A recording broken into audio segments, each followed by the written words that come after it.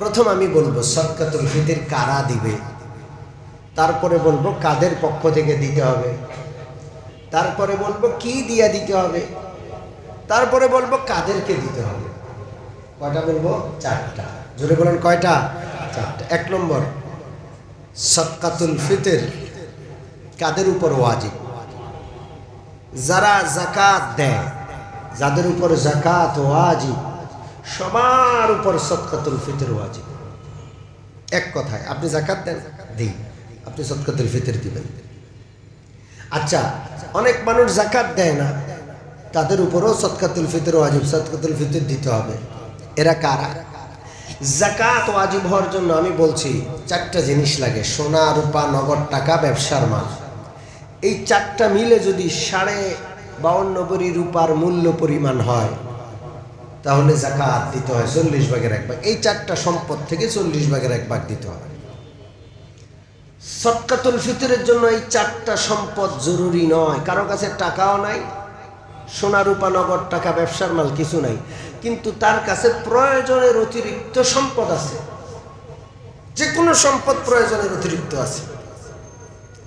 যেমন মনে করেন তার 20 জোড়া জামা আছে, 20টা জামা, এটা প্রয়োজন। 3টা বা 4টা বা 5টাই ধরেন প্রয়োজন, আর বাকিগুলো কি প্রয়োজনের অতিরিক্ত। মহিলাদের শাড়ি কি পরিমাণ থাকে এটা মহিলারাও জানে, যেটি কিনে এটি সব ভুলে যায়।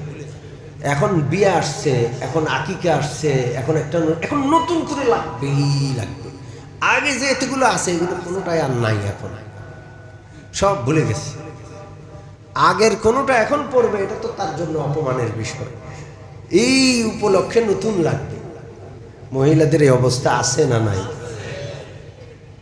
তো একটা মহিলার মনে করেন 100 শাড়ি আছে, এরকম নাই? হ্যাঁ আছে। পুরান ঢাকার ধনী এবং কেরানীগঞ্জের ধনী পরিবারগুলো যে কি পরিমাণ বিলাসিতা করে এটা বলে বুঝাইতে পারবো না। আমি তো কেরানীগঞ্জে যাওয়ার আগে এটা বুঝিই নাই। কেরানীগঞ্জে তো 3 বছর নামাজ পড়াইছি, 3.5 বছর। তো আমারে বলে যে হুজুর, এই এলাকায় প্রতি ঘরেই 100 ভরি 200 ভরি সোনা আছে, 100 200 250 300 ভরি সোনা আছে। বুঝেন নাই? এটা কোনো বিষয়ই না। এরপরে প্রত্যেকটা উপলক্ষে ওরা স্বর্ণ কিনতেই থাকে। এরপরে যখন মহিলারা স্বর্ণ পরে তখন মূর্তির মতো এমনি করে বয়ে থাকে, কারণ হাত নাড়ানোরও অবস্থা নাই, নাকে, কানে, এমনকি চোখের মধ্যেও স্বর্ণ নাকি লাগায়। তো যাই হোক, আসল কথায় ফিরে আসি। প্রয়োজনের অতিরিক্ত কাপড় আছে, মনে করেন কোনো নারীর টাকা নাই, পয়সা নাই, সোনা নাই, প্রয়োজন, তাহলে কাপড়গুলো প্রয়োজনের অতিরিক্ত কি পরিমাণ আছে তার মালিকানা হিসাব করতে হবে।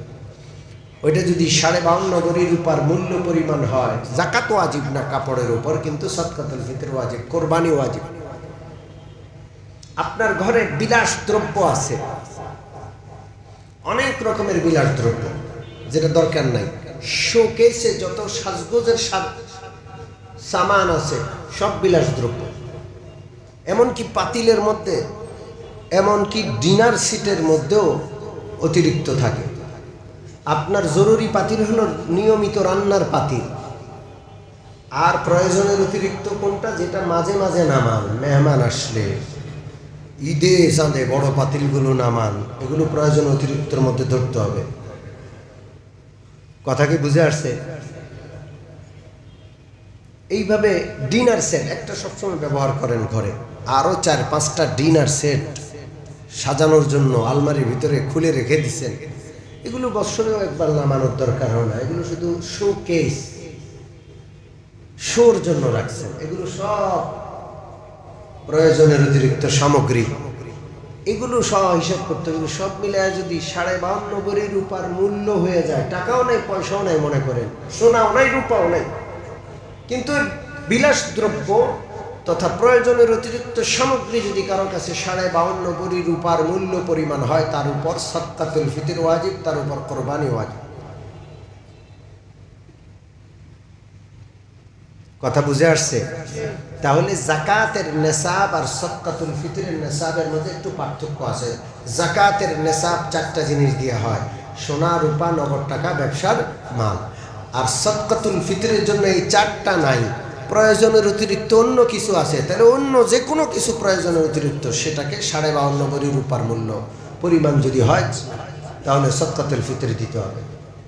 মনে করেন কারো জমি জমা আছে প্রয়োজনের অতিরিক্ত, টাকা পয়সাও নাই, ব্যবসার মালও নাই, সোনা রূপাও নাই, তো প্রয়োজনের অতিরিক্ত যেহেতু জমি আছে, ওই জমির দাম যদি 2-2.5 লাখ টাকার বেশি হয়, তার উপর সদকাতুল ফিতর ওয়াজিব, তার উপর কুরবানি ওয়াজিব।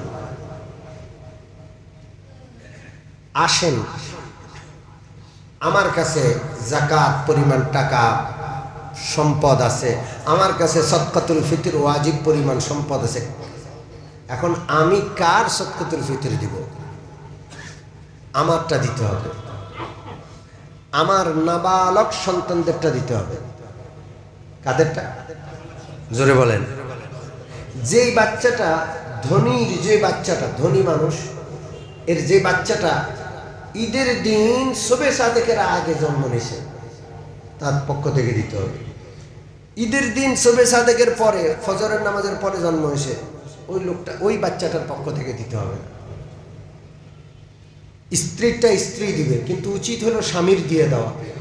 সাবালক বাচ্চা কাচ্চাদেরটা তারা দিবে, তারা যেহেতু সাবালক, কিন্তু উচিত হলো যিনি গৃহকর্তা তিনি নিজের স্ত্রীর, নিজের সাবালক সন্তান, নিজের নাবালক সন্তান সবার পক্ষ থেকে সদকাতুল ফিতর আদায় করবে। মনে থাকবে ইনশাআল্লাহ। সদকাতুল ফিতর কি পরিমাণ? সদকাতুল ফিতর মাথা পিছু ধনী মানুষ নিজের পক্ষ থেকে দিবে, নিজের সন্তান, নিজের স্ত্রী, নিজের নাবালক সন্তানদের পক্ষ দিবে, প্রত্যেকের পক্ষ থেকে কি পরিমাণ দিবে? আল্লাহর হাবিব সাল্লাল্লাহু আলাইহি ওয়াসাল্লাম সদকাতুল ফিতরের জন্য কয়েকটা মূল ধরে দিয়েছেন, 4-5টা মূল। ওই মূলগুলোর মূল্যমান বা মূলগুলো সরাসরি দিতে পারবেন। একটা হলো গম, আটা। গম আটা এটা যদি হয় তাহলে নিসফে সা, আরবের একটা মাপ ছিল, পরিমাপ ছিল, সা। 1 সয়ে 3 কেজি 650 বা 62 গ্রাম। যদি কেউ গম বা আটা দিয়া দেয় তাহলে 1 সয়ের অর্ধেক, 1 সয়ের অর্ধেক, 1 কেজি 662 গ্রাম। 1 কেজি 662 গ্রাম আটা, 1 কেজি 662 গ্রাম ময়দা, 1 কেজি 662 গ্রাম গম, অথবা এর মূল্য দিয়ে 1 কেজি 662 গ্রাম আটা এর দাম কতটা, ওই দাম অনুযায়ী ওই দামটা দিয়ে দিলেও সদকাতুল ফিতর আদায় হবে। আর বাকি 4টা জিনিস প্রত্যেকটা 100, 3.5 কেজি। খেজুর দিয়া দেওয়া যায় বা খেজুরের মূল্য দিয়া, খেজুর হইলে 3.5 কেজি। শুধু আটা, শুধু গম 3.5 কেজির অর্ধেক, কিন্তু আর বাকিগুলো 3.5। খেজুর দিয়া দিলে, খেজুরের মূল্য দিয়া দিলে 3.5 কেজি বা 3.5 কেজি খেজুরের মূল্য দিতে হবে। পনির দিয়া দেওয়া যায়, পনির দিয়া বা পনিরের মূল্য 3.5 কেজি। কিশমিশ বা কিশমিশের মূল্য 3.5 কেজি। জব বা জবের মূল্য 3.5 কেজি। 5টা মোটামুটি জিনিস আছে যেগুলো, এর মধ্যে একটা জিনিসের শুধু নিসফে সা বা 3.5 কেজির অর্ধেক দিলে হবে, সেটা হলো গম বা আটা। আর বাকি 4টা পূর্ণ 3.5 কেজি বা পূর্ণ 3.5 কেজির মূল্য। এখানে একটা কথা বলে রাখি, আমাদের আহলে হাদিস ভাইয়েরা ফতুয়া দেন যে টাকা দিয়া সদকাতুল ফিতর আদায় হবে না, আপনাকে খাদ্যই দিতে হবে। তাদের এই কথাটা ভুল। খাদ্য দিলেও যেমন আদায় হয়, খাদ্যের মূল্য দিলেও কি হয়, সদকাতুল ফিতর আদায় হয়। খাদ্য দেওয়া বাধ্যতামূলক না, খাদ্য হলো পরিমাপের জন্য। আপনি এখন একটা গরিবের গম দিয়ে দিলেন, হ্যাঁ, 1.5 কেজি বা 2.5 কেজি, আমি এই গম দিয়ে করবো কি? এই যুগের টাকাটা হলো সবচেয়ে দামি। টাকা দিয়ে যে কোনো মাল নেওয়া হয়, গম দিয়ে আপনি কি করবেন? আপনার ঘরে গম আছে, আটা আছে, আপনি গম দিয়ে চুরাইতে যাবেন, এরপরে গম পিষবেন, এগুলো সময় নেই এখন মানুষের, আছে নাকি? খেজুর 3.5 কেজির দাম, কেজি যদি 500 টাকা হয় তাহলে 3.5 কেজির দাম কত হবে? হ্যাঁ, এইভাবে কিশমিশ যদি কেজি 500 টাকা হয়, 3.5 কেজি কত হবে? পনির আমাদের মসজিদের সামনে বেচে প্রায় 800 টাকা কেজি, 800 850 টাকা মনে হয়। তাহলে 3.5 কেজি পনিরের দাম 3 আটা 24, আরো 4 2800। অর্থাৎ আপনি কোনটার মূল্য ধরে সদকাতুল ফিতর আদায় করবেন? আপনাকে আল্লাহ যেই পরিমাণ সামর্থ্য দিয়েছে সেইটার মূল্যমান ধরে আপনি কি করবেন? সদকাতুল ফিতর আদায় করবেন।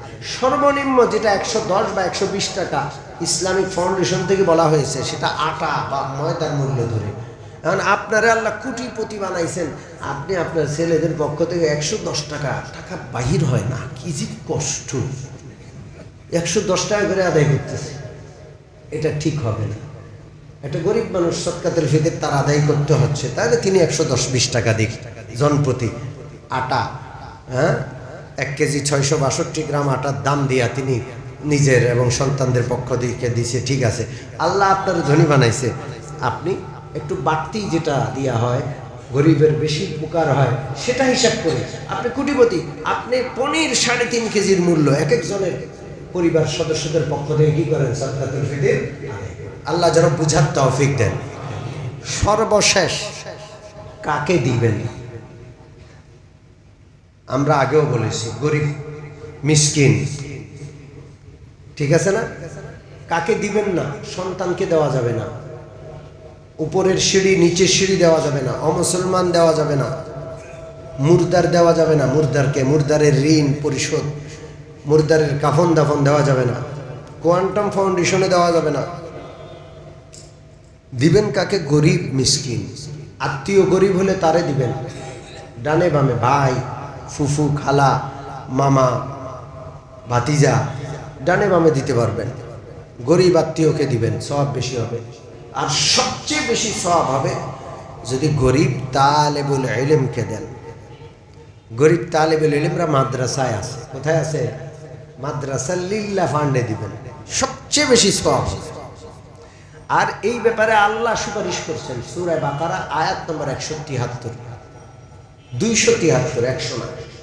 আমি গত যাকাতের আলোচনায় আপনাদেরকে শুনিয়েছি, আল্লাহ বলেন লিল ফুকারা, তোমার দানটা ওই গরিব মানুষটার জন্য যেন হয় আল্লাযীনা উহসিরু ফি সাবিলিল্লাহ, যারা নিজেকে আল্লাহর পথে আবদ্ধ রাখছে। তারাও কামাই করতে পারত, তারা করে না, কারণ তারা কোরআন পড়ে, তারা হাদিস পড়ে, তারা ইসলামের ওয়াহি, আসমানি ওয়াহির জ্ঞানটা তারা অর্জন করছে। লা ইস্তাতিউনা দারবান ফিল আরদ, জমিনে তারা ঘুরে ঘুরে কামাই করতে পারতো, করছে না। তারা আল্লাহর রাস্তায় নিজেকে আবদ্ধ রাখছে। কিন্তু তারা এতটা ভালো, কারো কাছে চায় না। লা ইয়াসআলুনান নাসা ইলহাফা, কারো কাছে চায় না, কষ্ট করে চলে, না খেয়ে আসে, ঈদ পালন হচ্ছে না, কোনো ব্যবস্থা নাই, তাও কারো কাছে বলে না, মুখে হাসি। এদেরকে দেওয়ার জন্য আল্লাহ সুপারিশ করছে। এই জন্য আমার অনুরোধ থাকবে, আপনাদের এখানে মাদ্রাসা আছে, মসজিদের পাশে আছে, শরীফুল উলুম আছে, লালবাগ বড় মাদ্রাসা আছে, আমরা কওমি মাদ্রাসা লিল্লাতে দান করব। আল্লাহ যেন তৌফিক দান করেন, জোরে বলে আমিন।